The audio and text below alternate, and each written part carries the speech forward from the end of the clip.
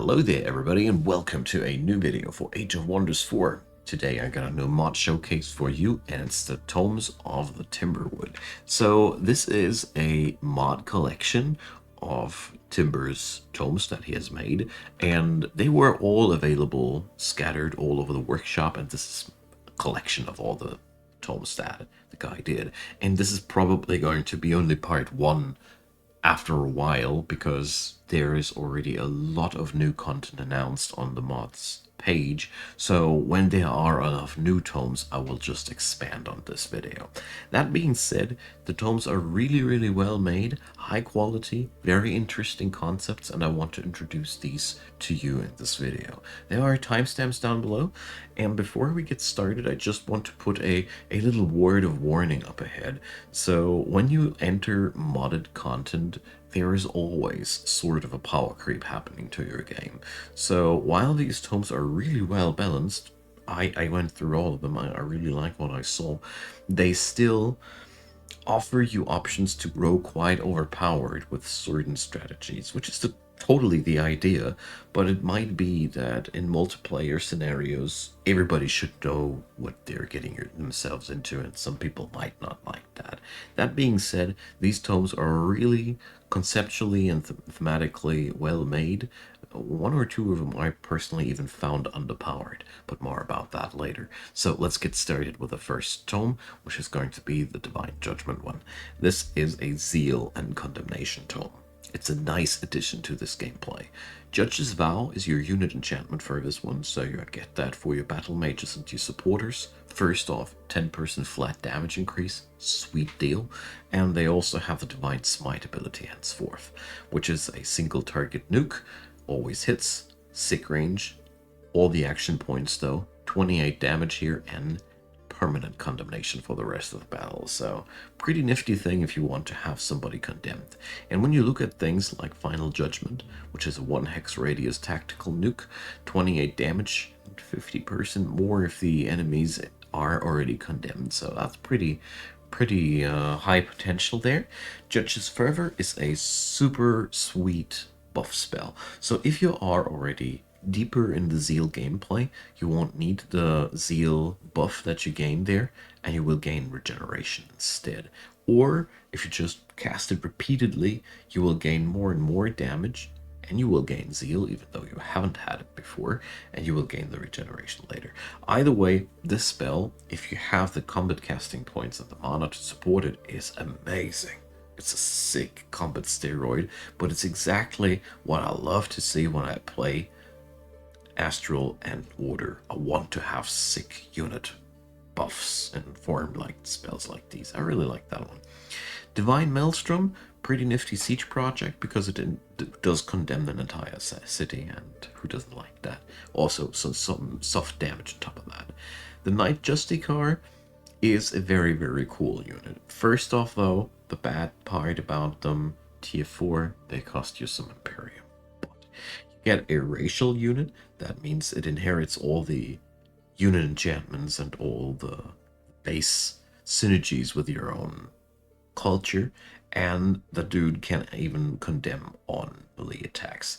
So this gives you a massive frontliner to buff. This is an really impressive frame, with the only downside of being very costly because of the Imperium costs. You also gain Judge's Monastery, Conduit Building, or Conduit Province, which supports your battle mages with a extra rank up. This is really cool. Also some draft, and I really like this combination. And obviously you gain the Divine Smite for your heroes as well. So the next tome on our list is the Tome of the Fateweaver.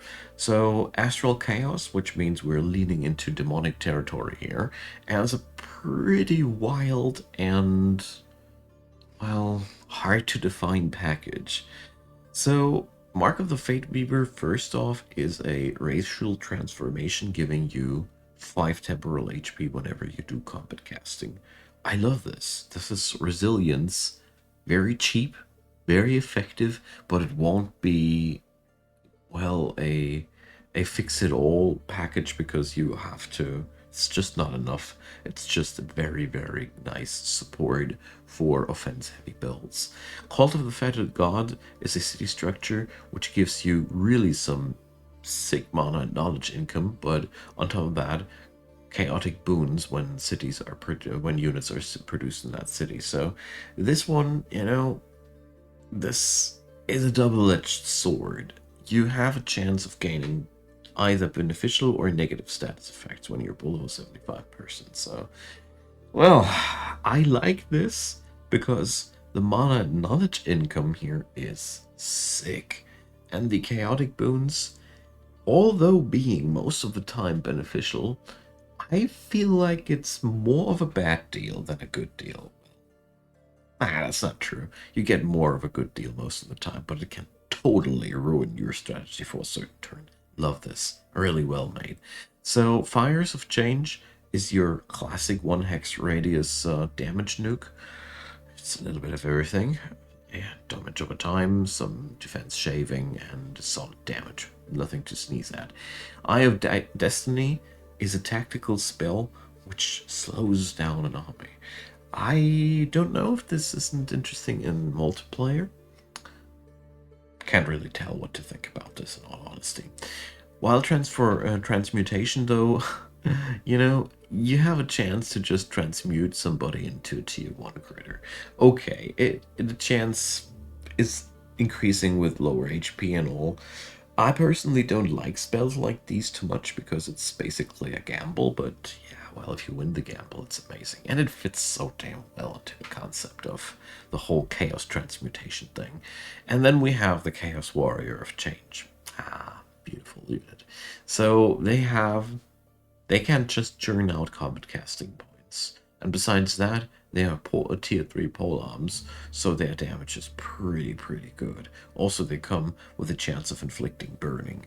Very, very solid all-rounder, especially with a combat casting increase. Synergistic with the Fateweaver inside the book. What's not to like about that? On top of that, you gain the Chaos Rifts, which are teleporter provinces with extra mana income. It's amazing. So, you also gain Chaotic Channeling for your heroes, which is a supercharged combat casting point gainer, but you suffer status ailments for it. Should have some cleansing method right next to that. So these two tomes were our Astral tomes. Let's head on over to the Chaos side of life, huh? So, Tome of the Silver Prince is battlefield mobility heavy, and it's another demon tome, and you gain really cool tools here. Mark of the Silver Prince, racial transformation again, fast initiative, and your flanking attacks start to bypass enemy defenses. I love this because with this tome, flanking grows into something entirely else. Fast initiative, it's also a nice provocation to play a little bit more around that with a hastened first turn. I really like this.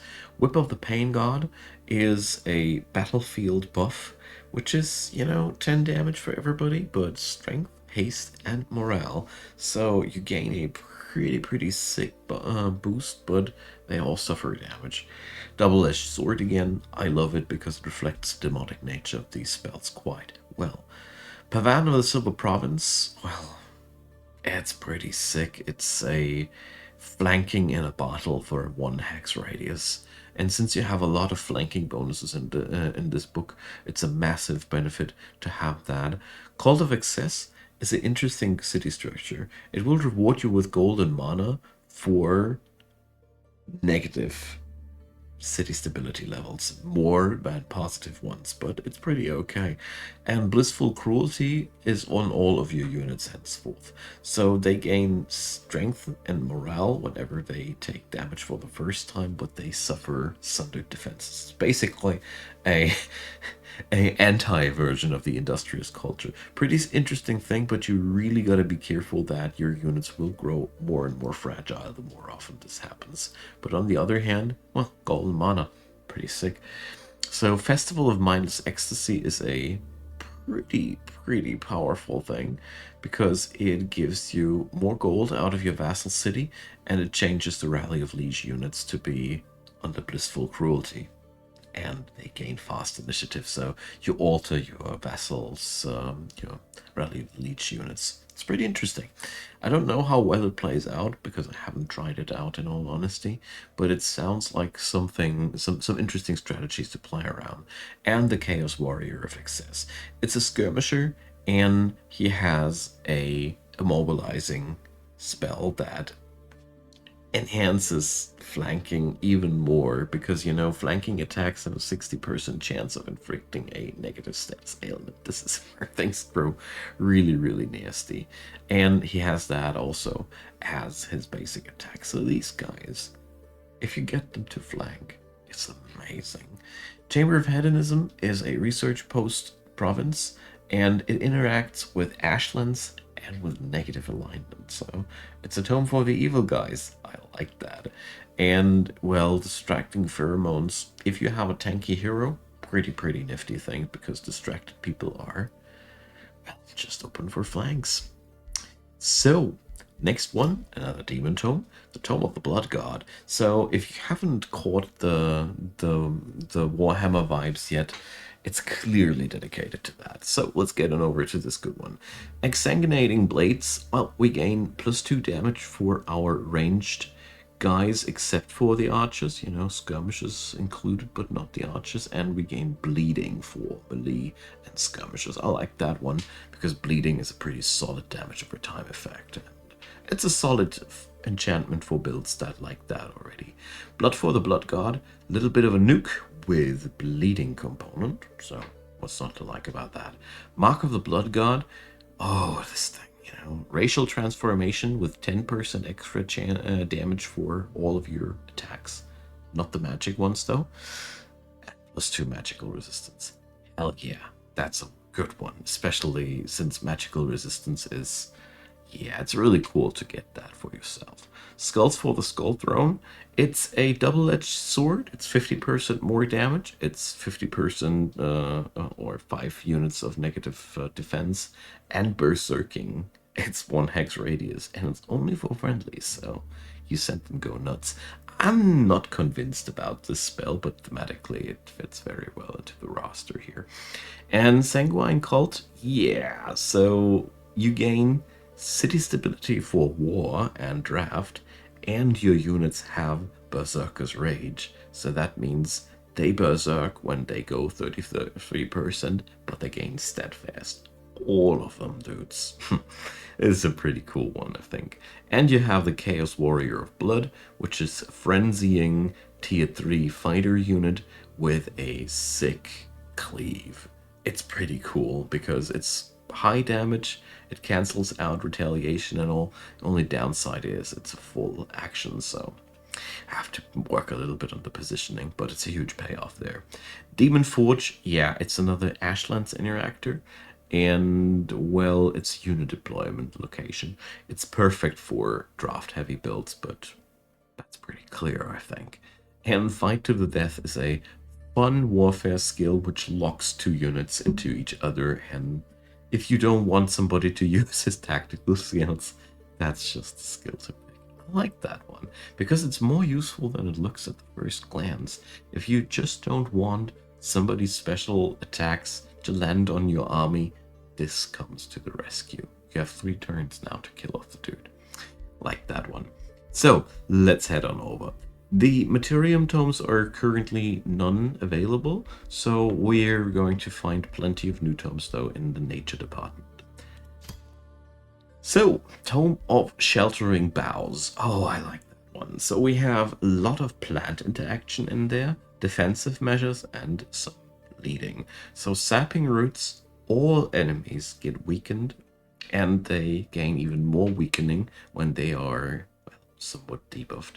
Amazing synergy with the dark culture, all enemy units gain weakening. This is so good stuff for dark culture builds. Ancient Protectors, well, it enchants your plant units to be regenerating naturally, and shield units spread that over. Since tier 4 tome offers you a transformation which basically transforms all your cultural units into plants, massive synergy up ahead, but it also invites you to use all the plant units more and more because they buff up each other really crazily well with that. Armor of Thorns, direct buff for one target friendly unit, and well, more defense and damage reflection. Well, ish, you know, inflict bleeding. I don't know what to think about that. I find it a bit underpowered, but well, maybe you can use or abuse the automatic defense mode entering on some units. I think that's the thought behind it. So, Garden Tenders is a racial transformation, which is, you know, your dudes strengthen plants, and when your dudes are plants, they are strengthening each other. Again, it's a small payoff at the beginning, and it can turn into a huge payoff once you have Gaia's transformation, just as a side note. Canopy Cover, well, friendly units gain massive boosts in the vicinity of plant units, so you really can synergize this with any tome that gives you plant units like the Tome of Roots and all these. It's really cool because it does add in so much interaction with these, and if you fail to have any interactables, here comes your friend, the Entwined Sentinel, tier 3 plant battle mage with bleeding on his ranged attacks and an immobilization slash slow on his attacks. I like that one. And you also gain the Sheltering Grove, which gives a free Entwined Protector on your defenses and offers a little bit of everything, and it's basically a super powered up forester. It's just costly. And Bark Armor, this one I want to point towards too. It's a novice support skill, transforms somebody into a plant, and bolsters a lot of defense. Very valuable if you play this tome. Alright, Tome of the Siren. Here we go, more towards the water aspects. I like this one. So Essence of Beauty gives your race a ability to inflict the enemy with misfortune when they attack you. Really, really cool for defensive builds like the Industrious or basically everybody who likes playing with spear units. I think there's a high synergy also with shield units on this one. Captivating Dance. It's an interesting sustained city spell which makes your city more profitable, but they really suffer with producing troops henceforth. Pretty interesting because you don't want to produce troops everywhere. I like that one. Call of the Deep. Here we have the first tome that allows us to control the waters because we gain now water creatures. I like that one. Undersea Garden, city structure, which is boosting up fisheries. So when you're playing this tome, you want to live close to the water. And Song of the Siren is a map spell, which is really powerful in the vicinity of coasts. Enthralled, by the way, is just another way of spelling out Distracted. It's auto-flanking, and it's really, really good. And the Storm Siren, well, you gain a tier 3 battle mage out of this book, which is able to do flash floods, and it has a enthralling gaze. It's 1 hex radius auto-flanking again, so keep that in mind. The basic attack is just the basic attack, so there's no hidden statuses on top of that. And Siren's Cove, extra mana for water. So with this tome, you really get a lot of extra payoff out of coast provinces. It's pretty cool. I really like that one. And while you're at it, if you have this tome, don't sleep on Manifestation of Fate. 20% extra damage against enthralled and misfortuned units. So this tome has a lot of synergy with the already available tomes in the base game. I really dig that. So, Tome of the Swamps, like the name implies, it's a lot about swamp interaction in here. It's legit a nature shadow tome, so opposites are intertwined here, and we gain Swampkin, Blight Resistance and Swamp Camouflage and Swamp Walk, which is very, very important because we also have Bring the Floodplains, which starts to terraform everything into swamps. It doesn't come as a big surprise, doesn't it? But it's a tier 2 tome, and therefore you can't start terraforming the world quite early on with that. You gain extra benefits out of swamp provinces quite clearly, and your troops are also benefiting from that. Drown in the Mire, well, it's another spell, tactical map spell, that grows stronger when you cast it on a swamp. 20 blight damage nuke with poison. And you have also Inflict Rot. 1 hex radius, damage over time via poison and decay. I just want to point out that this is 18 points of damage per unit times 3. It comes time delayed, but this spell has a net weight of 54 damage if you let them run through. No other nuke has so much power like this. Just want to point out how potent this thing is. It might be time delayed, but the total amount of damage of this spell is sick. Hagbane shots. Oh, I like this one too. Battle mages and ranged units can now slow the enemy, and some extra blight damage. I like the fact that it buffs battle mages and ranged units in general. And last but not least, the Mr. River Troll. Immobilizing ranged unit. It's a tier 3 skirmisher again, and he can inflict bleeding, so what's not to like about this guy, except for the fact that he's not too strong in his defenses. You also have the Witch's Cottage, which is basically just another payoff if you have lots of swamps. And Hagbane weaponry. This is Hagbane shots on steroids for you heroes, because you can bog down the enemy. Super slow movement. Sick payoff. Because slowing down the enemy melee units like that will totally break the enemy's formation apart. Now, Tome of the Shell. We have here another water-based nature tome. So, Luck of the Leatherback gives your entire army 3 stacks of fortune, so lots of critical hit at the beginning of the combat. Shell Armor. It's a unit enchantment spell for your frontliners, shields, polearms, and fighters. Natural regeneration. That's so powerful because it makes your map regeneration sick and +2 physical resistance. Mode of Misfortune. Well, let's talk about the Deep Sea Nemu first.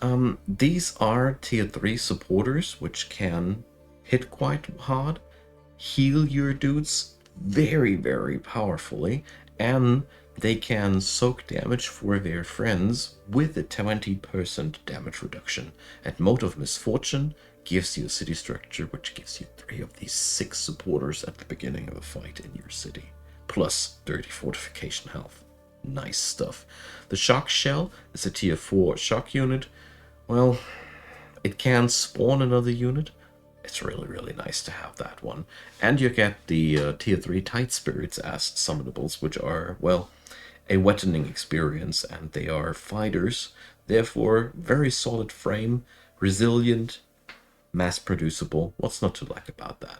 And here we have another seaside province improvement, boosting up the fisheries and cursing the enemies with misfortune. Since we already saw what the Siren tome can do with that, Shell and Siren are very, very synergistic with each other. And Shellkeeper, well, it's another throwaway unit at the beginning of the fight, and that's always a good thing to have. But we're not done yet. We also have tier 4 tomes here. So Tome of the Great Mire is the super souped up version of your swamp tome. So with Sink the Land, you destroy an enemy's province, turn it forcefully into a swamp, and poison and bog down the enemy armies. That's pretty sick.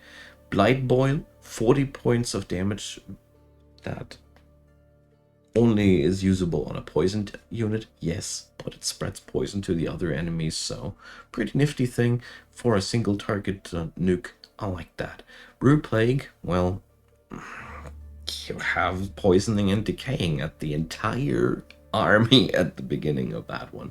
Very nice tool to soften up any situation there.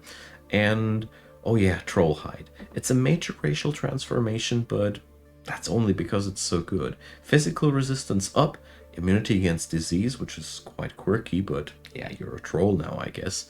but troll natural regeneration. So all your units have now natural regeneration, which can be disabled via fire. That's the troll part.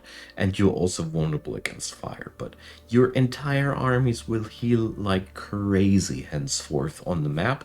And in combat, they have an automatic regeneration. This makes your army so resilient. I love it. Mass Innovation is another of these super massive amazing spells. So all your dudes gain regen and haste, and the enemies all get poisoned and bogged down. Take that. Wow, this is so overpowered. And we get the Swamp Troll, which is a really powerful ranged attacker, which can disease the enemy, so it's pretty nifty to lower the enemy's resistances. And you have that whole thing as a 1 hex radius nuke with a 1 action point and 2 turns of delay, but 1 action point. This is really, really nasty.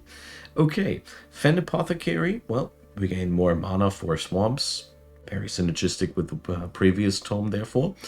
And Bog Leader, well, 20% damage against slowed and bogged down units. High synergy with Cryomancy, which features the same effect there as well. So, we got another tier 4 tome here, the Drowned Goddess, which is another water-based tome. You go really, really heavy into the water theme with this guy here. So, Goddess Tears, you wetten all units, and your own dudes get massive heals, which is a very interesting centric thing. You know, it's basically like drop. At the center is the most effect, and the ripples outside are weaker, and it's a stupidly powerful heal. Swarm of the Deep, you gain an entire army of ocean units, so it's only useful if water plays a role on the map, but if it does, wow. And you gain Undines. So, tier 4 supporters, and they are so sick. Pretty standard attack. They can hypnotize enemies, so mind controlling the enemy. And they have Sea's Blessing. 1 hex radius regen, 20 points of heal, and 3 stacks of fortune. This is a little bit of everything, and it's so freaking overpowered. I love it.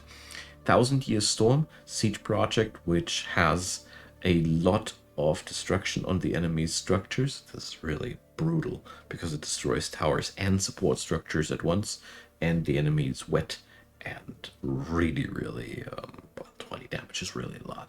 So, Touch of the Drowned. Here we have the major racial transformation for this one. So, Fast Embark is amazing because it means your armies will use water like no others. Really, this is super powerful. And attackers get enthralled. So enemies suffer from auto-flanking when they want to attack you. You're immune against burning, and you have fire resistant, and your dudes are permanently wet. Yeah, well, alright. Whatever we should do with that. It has no inherent use here. You gain the Tomb of the Drowned Goddess. It's very similar to the building out of the Order Tree. So you gain here, though, Imperium and Gold. That's amazing. For coastal regions, so really powerful thing. So you really want to rule the seas with that one. And ruler respawn increase, and you can cast spells when your ruler is dead. Really good thing. Enhancing Symbiosis. Well, it buffs up one unit that you want to buff up quite amazingly. It's free buffs, turn by turn. If you have a supporter, pick it up. And last but not least, the Drowned Behemoth. Tier 5, you have the melee attack has nothing special on it. 3 hex cone freezing attack. And Ancient Blessing, so you have a super powerful healing spell here as well, but very high cooldown. And Ancient Symbiosis, it's basically the same that we had over here, and also with damage mitigation. Yeah, very good tier 4 tome, very impressive. We have no new order tomes, and there are 2 more tomes, and then we are at the end of this wonderful mod pack for now. So there's the Tome of Death Knight, which is a Shadow and Order tome.